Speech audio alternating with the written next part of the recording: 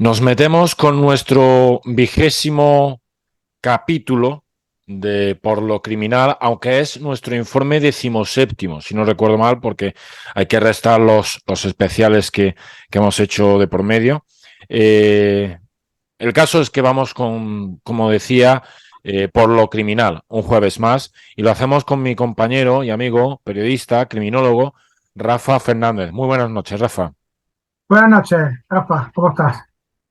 Pues por el momento bien, porque esa lucecita que tienes por ahí, ahora parece que sí no, que sí va bien y no es el típico fluorescente del forense de las series y películas estadounidenses.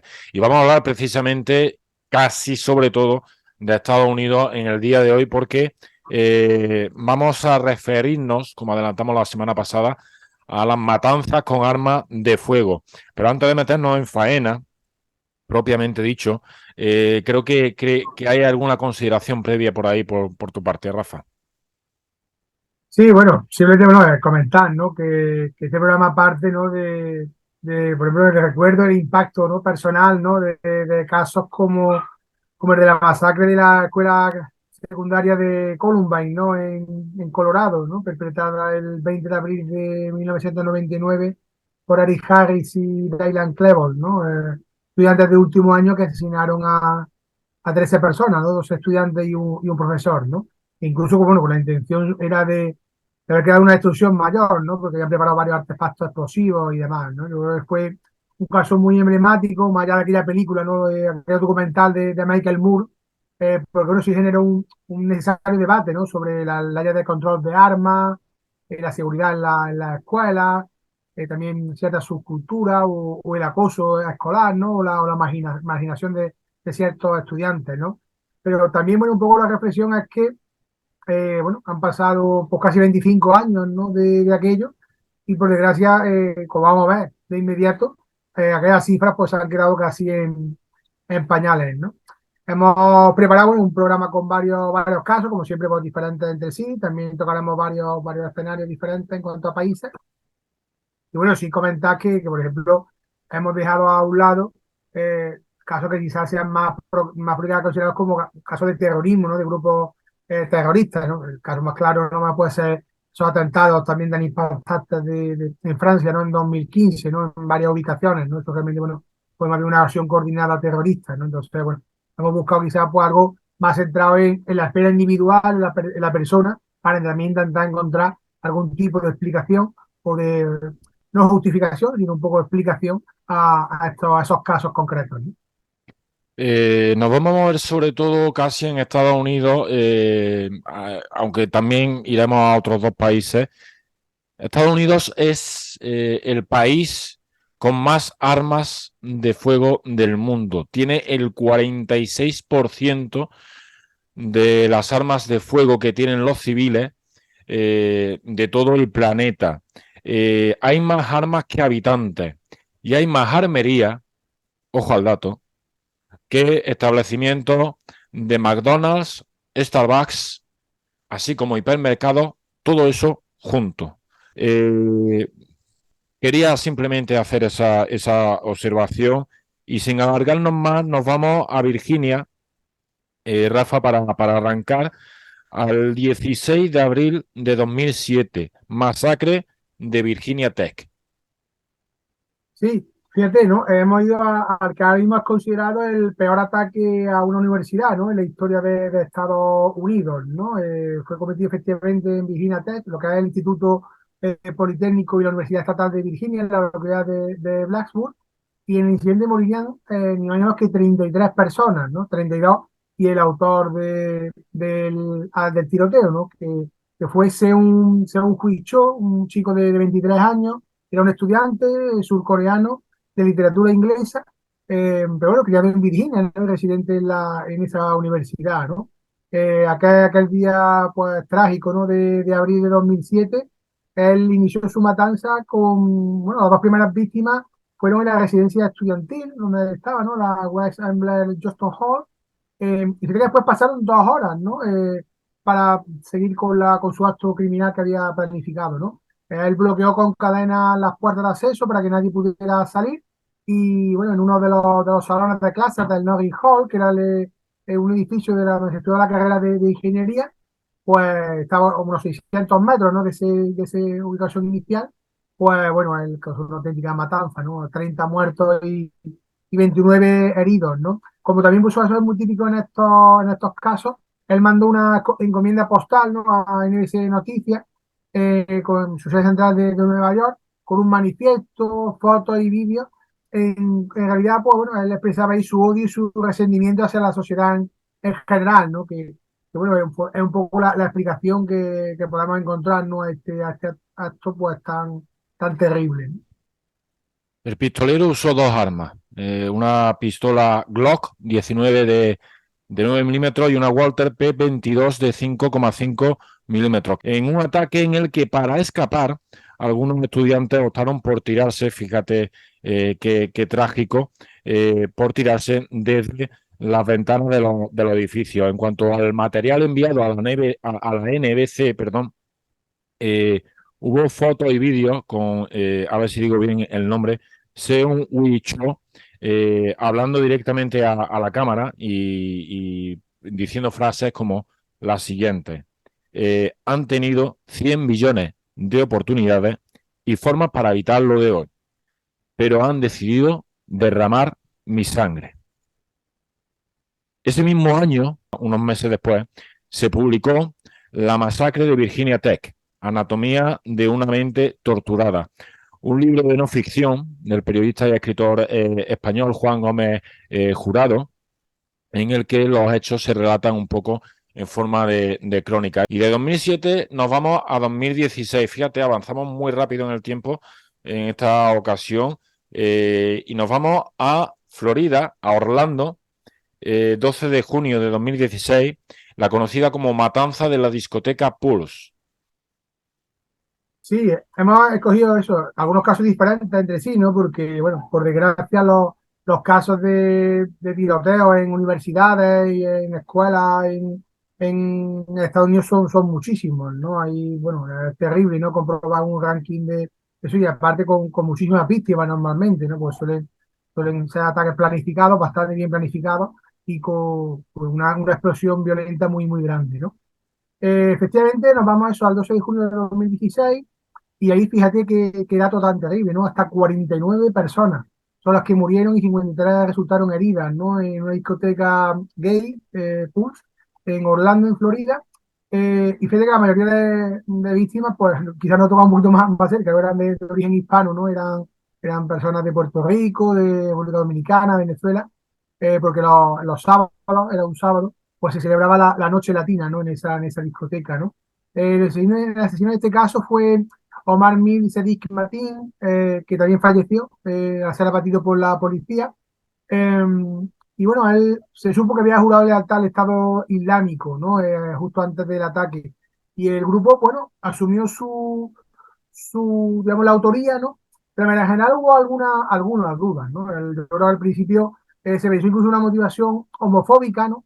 Y la policía en realidad descartó, ¿no? Que se produjera que fuera por un crimen de odio. De hecho el atentado no figura, ¿no? En los registros de crímenes, ¿no? Pero incluso el padre, ¿no? Del autor pues dijo que esto tuviera que ver con la religión, ¿no? Bueno, había sido otro tipo de motivaciones, ¿no? Pero el caso es que, bueno, fue una situación terrible con muchísimas víctimas y también, bueno, pues, motivada por el uso, ¿no? de las armas de fuego, ¿no? Que evidentemente es un factor que está ahí, ¿no? Y que es evidente que en Estados Unidos pues parece mucho más, es un factor de riesgo mucho mayor que a lo mejor en otros países, aunque como bien hemos visto ya incluso aquí, pues otros países, y lo vamos también en esta misma sesión, también han sido víctimas, ¿no? de esas matanzas con armas. Las investigaciones demostraron que Matín no tenía ni idea de que Pulse era un local de ambiente, ¿no? De ambiente gay, ¿no? Una discoteca que intentó evitar el asesinato masivo al escribir en su página de Facebook a las 2:09 que todo el mundo salga de Pulse y sigan corriendo. Matin supuestamente había presumido de relaciones con una organización terrorista y se convirtió de hecho en persona de interés para el FBI, perdón, en 2013 y 2014. También se abrió, de hecho, una investigación sobre Matin antes del ataque de 2016, pero no se encontraron suficientes indicios, ¿no?, que relacionaran a este individuo, a este salvaje, con organización terrorista alguna. El canal en español de CNN, una de las grandes cadenas de televisión de Estados Unidos, referente, emitió en 2017, con motivo del primer aniversario de la matanza, un documental en 5 bloques, y el trabajo de la mano de DocuFilms se titula Pulse, Huellas de la Masacre. En 2017 nos vamos a quedar precisamente, Rafa, y nos movemos de Orlando de una punta a otra, casi, porque nos vamos a Las Vegas. 1 de octubre de 2017, estado de Nevada. Y sí, bueno, nos vamos a Las Vegas, por fíjate que vamos casi creciendo, nos hemos hablado de 33 víctimas, 49, y ahora pues una situación quizás incluso bastante diferente, ¿no? En cuanto a lo mejor las motivaciones, ¿no? Porque esto pasa el 1 de octubre de 2017 fíjate, en un festival de música country, el Route 91 Harvest, aunque en realidad el culpable, Stephen Paddock, que era un contable jubilado, que perfil un poco mm, tan alejado mejor de lo que podíamos pensar que fuera a provocar esta matanza, pues él realmente empezó a disparar desde bastante lejos, desde casi 360 metros, en una habitación ubicada en el hotel Mandalay Bay, y fue directamente a empezar a disparar a la multitud que asistía al festival, ¿no? Se habló de que entre 9 y 11 minutos, una media de unos 10 minutos duraron el tiroteo, y que se llegaron se llegó a hablar de 12.000 balas disparadas, fíjate, auténtica salvajada, ¿no? La verdad que la policía, hombre, trabajó lo más rápido que pudo, porque claro, primero identificó esos estruendos, ¿no? Que también en pleno festival pues era complicado averiguar, que era una ráfaga de un arma de largo alcance. Luego ya ubicó al tirador en la parte del Mandalay Bay, y después ya lo situó realmente en la habitación. Pero realmente cuando ya se llegó el partido duró unos 50 minutos, llegó un grupo de SWAT y tal, pues la realidad que el tirador ya se había suicidado, o sea, se lo encontraron muerto en la habitación. Pero fíjate lo que tenía. Se habló de que, y lo que comentabas tú antes muy acertadamente, de que hay más armas que personas, ¿no? Hasta 23 armas de fuego distintas tenía Stephen Paddock allí preparados, ¿no? Con fusiles tipo AR y AK-47, en fin, una auténtica barbaridad, ¿no? Y lo que te decía de que era un contable jubilado, ¿no? Era un aficionado sobre todo al póker, sin el menor, no tenía antecedentes penales, afiliación política ni religiosa conocida, y claro, él había adquirido su arsenal de manera legal, ¿no? Que quizás muchas veces había que ver ese equilibrio, ¿no? Es decir, tú puedes tener, allí sabes que estamos extendidos, ¿no? De poder defenderte con armas, bueno, quizás pues puedes tener una o dos armas, pero lo que no es normal es que una persona necesite 25 o 30 armas, ¿no? Eso debería ser una señal de que quizás algo no va bien, ¿no? En esa cabeza, ¿no? Sin embargo, allí, bueno, pues parece que ciertos presos de la Constitución, pues, americana, son más importantes a lo mejor que la propia vida de las personas, ¿no? Algo que no debería ser así nunca. El atacante, Stephen Paddock, tuvo que romper 2 de los ventanales, perdón, de su habitación, y dispuso 2 fusiles semiautomáticos en cada uno de ellos. Estaban montados sobre trípodes y estaban equipados con miras telescópicas. Muchas personas en la muchedumbre inicialmente confundieron, y esto es lógico, los disparos con el de los fuegos artificiales, ¿no? Fíjate qué paradoja. El Estado Islámico, el Daesh, que hay que decirlo así, se atribuyó el atentado a través de su agencia de noticias AMAC y señaló que Paddock se había convertido al Islam recientemente, pero el FBI no contó con pruebas que pudieran señalar una conexión real entre este individuo y la organización terrorista. Aquí no voy a hacer una referencia, voy a decir simplemente que se han hecho diversos documentales, que yo no he podido ver ninguno y por tanto no puedo dar una opinión sobre ellas, y que sí he encontrado referencias dispares, ¿no? Positivas, negativas. Entonces voy a decir los 3 títulos y ya está, ¿no? 11 Minutes, 11 minutos, Money Matching, perdón, Máquina de Dinero, y 1 October, A Nightmare in Las Vegas, es decir, 1 de octubre, Pesadilla en Las Vegas. Nos vamos con el último caso de Estados Unidos, Rafa, y no, este es muy diferente a todos los demás, menos impactante. Es el de un francotirador que en realidad fueron dos en serie. Sí, es un caso, ¿no?, que dejamos fuera, ¿no?, en su momento, en nuestros especiales, ¿no?, sobre asesinos en serie estadounidense, porque bueno, lo consideramos que quizás lo podíamos aplicar a lo mejor en este programa, ¿no? Era un caso un poco diferente, ¿no? Y bueno, pasó en 2002, cuando John Allen Williams, que después se ha apellido Muhammad por convertirse al Islam, pues se convirtió en el conocido como francotirador de DC, ¿no? Y asesinó a 10 personas durante una técnica de carnicería que se prolongó durante 3 semanas. Yo recuerdo mucho, ¿no?, esos especiales de la policía, ¿no?, buscando cómo parar, ¿no?, a este asesino en serie, ¿no? En realidad, fíjate lo duro de esto, ¿no? Que realmente pues no había ningún patrón, ¿no? Realmente lo hacía por azar y efectivamente, como tú comentas, con un cómplice, ¿no? John Lee Malvo, al que llegó a tratar como un hijo, como su hijo adoptivo, ¿no? Se habían conocido en un albergue, ¿no? Mataba eh, eso, con un rifle, ¿no? Realmente ellos pues mataban desde vehículos, ¿no? Pero habían preparado un vehículo tanto burdamente equipado, la verdad. Pero bueno, la verdad que ellos disparaban, mataban, la verdad que también hirieron a varias personas, por suerte hubo personas que lo pudieron contar, eh, y después acababan sin dejar rastro, ¿no? La verdad que aterrorizaron por completo a la población, porque claro, es que estaba expuesto a que en cualquier momento apareciera, ¿no? Y cualquier persona podía ser víctima, ¿no? La policía, por la verdad, que trabajó sin descanso para parar a que era un hombre que era un veterano de la guerra del Golfo, ¿no? Con 4 hijos, ¿no? Que incluso había tenido proyectos, ¿no? Intentar poner en marcha un negocio de compraventa de coches, una escuela de karate y tal, pero en realidad pues nada le salió bien, acabó poco menos que en la indigencia y bueno, viviendo en un albergue que fue justo donde conoció a Malvo, ¿no? En el juicio de Muhammad, el fiscal intentó como explicar que podía ser como un estallido relacionado con parte de un complot para asesinar a su esposa, porque al parecer tuvo un segundo divorcio muy complicado, que le negaba la custodia por darle a los chicos, etcétera.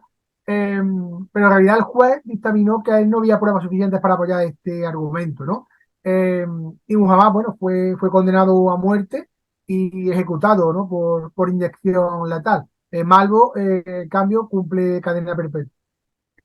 Aquí se podría a lo mejor hablar del típico estrés postraumático, ¿no? Que puede ocasionar la guerra, pero claro, la guerra del Golfo fue en el 91, esto sucedió en 2002, es decir, 11 años es difícil, ¿no? A diferencia de otros presos que pasan un gran tiempo en el corredor de la muerte, el caso de Muhammad fue uno de los más rápidos.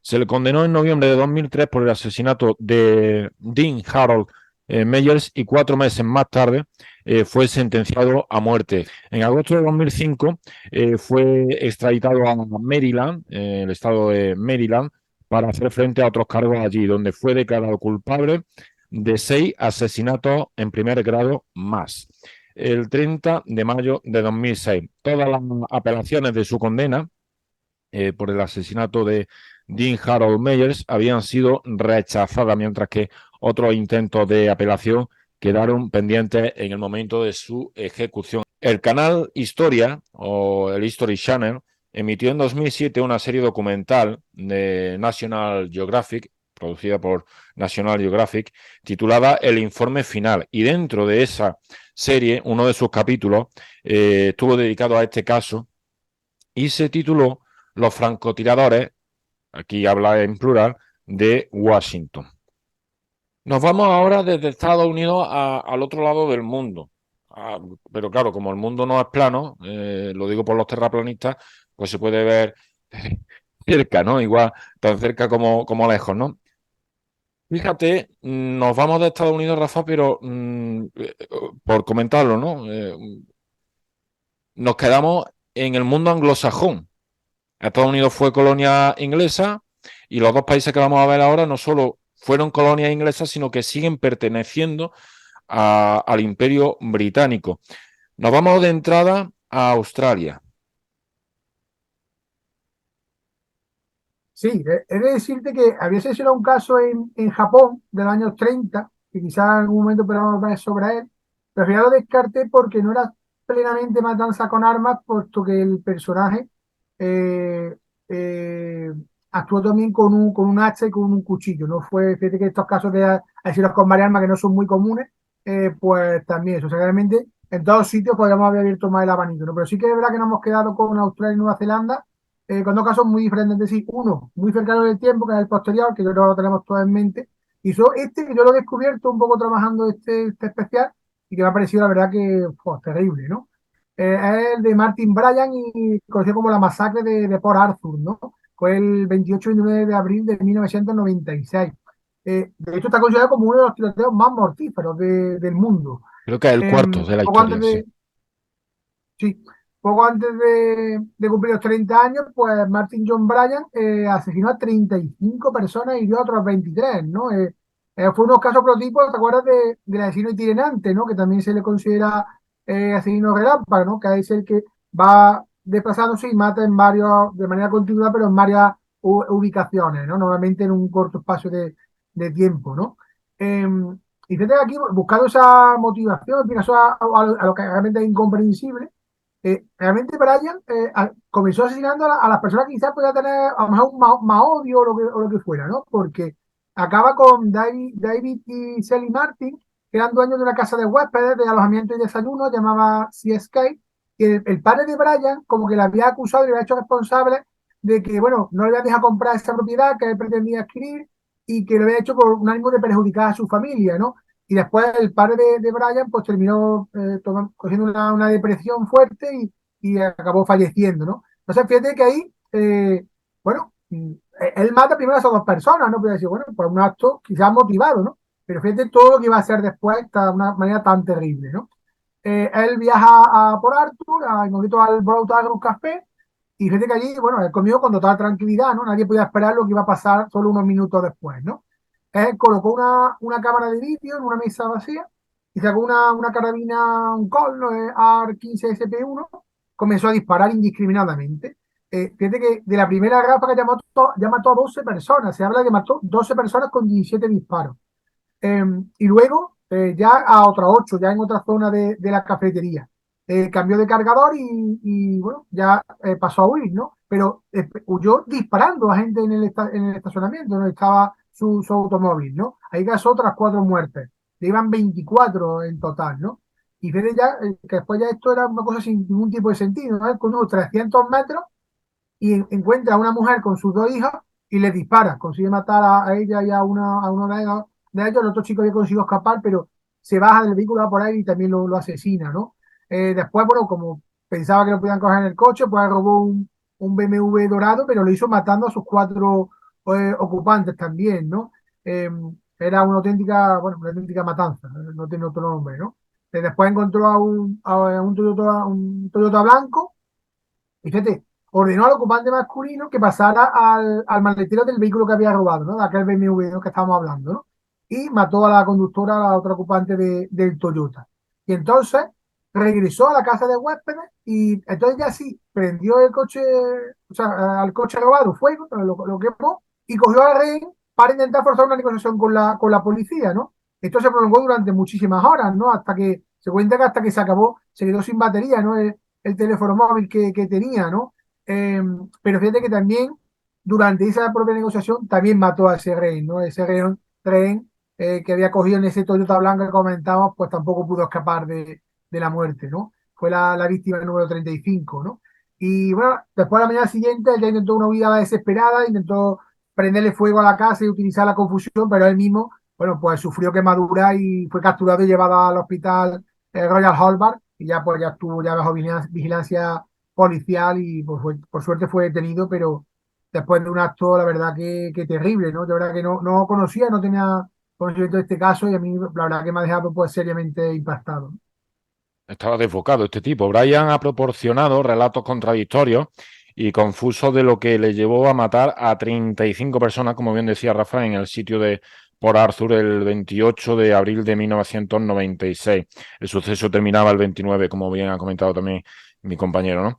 Podría haber sido su deseo de atención, como supuestamente le dijo a un vecino de al lado, lo que le llevó a cometer ese crimen, ¿no? Voy a hacer algo que haga que todos me recuerden, que es algo que se suele dar también en ese tipo de masacres en Estados Unidos, ¿no?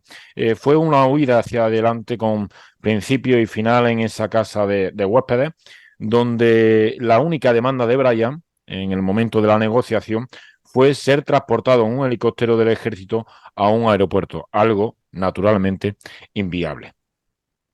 El crimen, al igual que la historia de su autor, quedó reflejado en la película Nitram, que cuando se vea en el rótulo quizá lo entiendan mejor las personas que nos vean, quienes nos escuchen, pues yo se lo digo, es Martin escrito al revés. Película Nitram, estrenada muy recientemente, en 2021.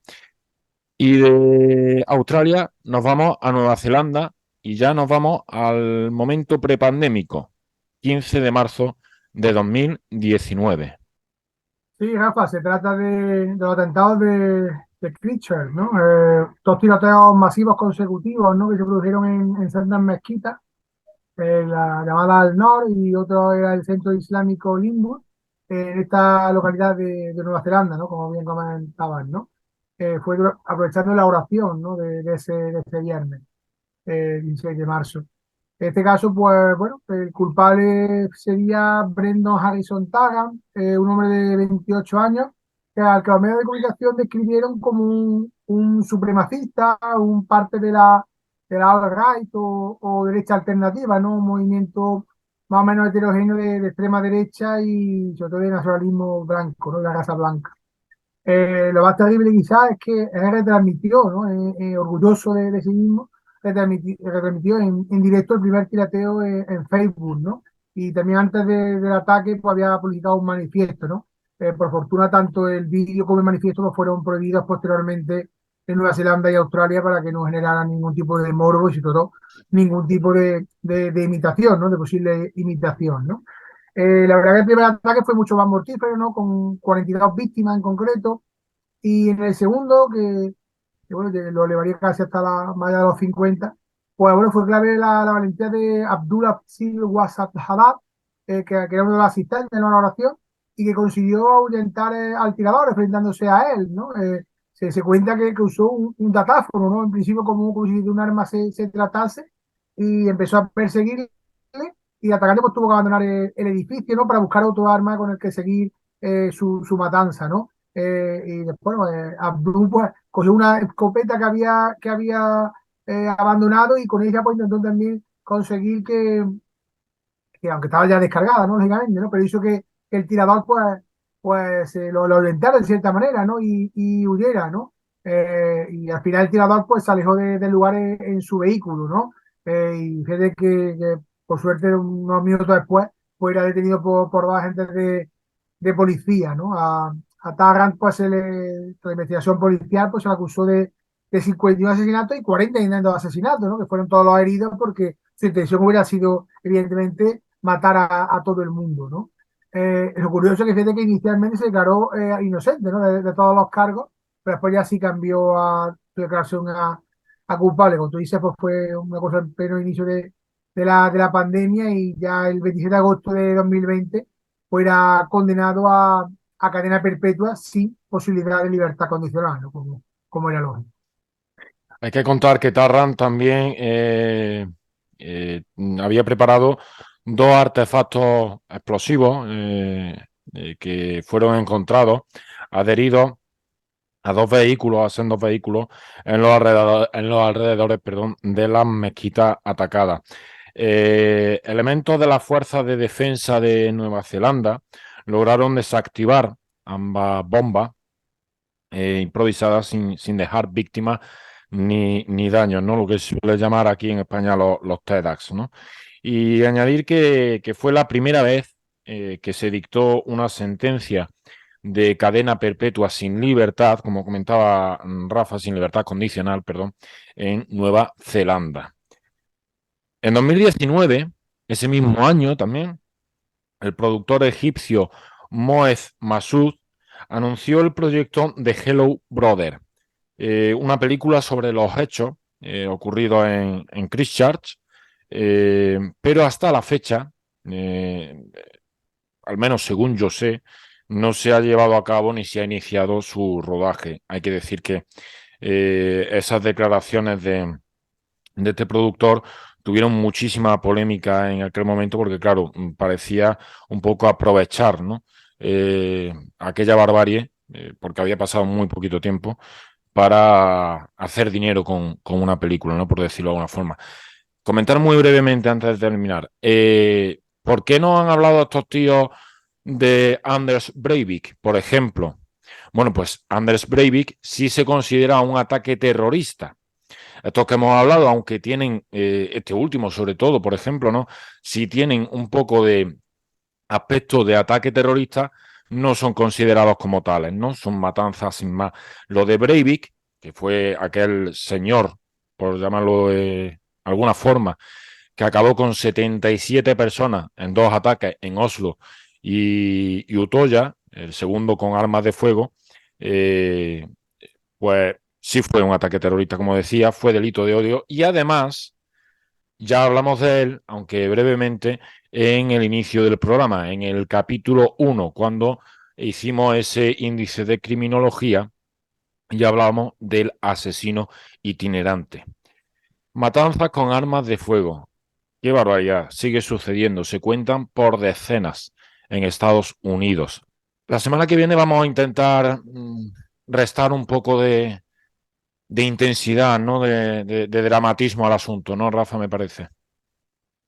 Sí, bueno, vamos a tocar un tema, bueno, también muchas veces buscamos dar un poquito de continuidad mejor a los temas, también, bueno, pues quizá con el tema de armas, ¿no? Pero van a ser, vamos a tocar robo y atraco en España. ¿Te acuerdas que hicimos un especial de algunos de los casos más famosos, ¿no? De este tipo en el mundo, pero bueno, no habíamos visto casos en España, así que bueno, vamos a repasar un poco la historia y algún personaje también concreto que también nos permitía detenernos en él y sobre todo, pues sí, sí, situaciones también muy llamativas, pero ligadas a este otro tipo criminal, ¿no? No sé si Rafa tendrá pensado que esté por ahí el individuo este que también intervino en Pozo Blanco, mi segunda tierra, pero no doy más pistas. Si aparece bien y si no, pues nada. Rafa, muchísimas gracias como siempre por hacernos de Cicerone en esta crónica negra, hoy universal, aunque muy anglosajona, insisto. ¿Qué tendrá que ver? ¿No? Pues a lo mejor tiene algo que ver, ¿no? Que en el mundo anglosajón sea donde más se produce este tipo de matanza por armas de fuego. Lo dicho, muchísimas gracias, Rafa. Muchas gracias, Rafa, un abrazo. Un abrazo.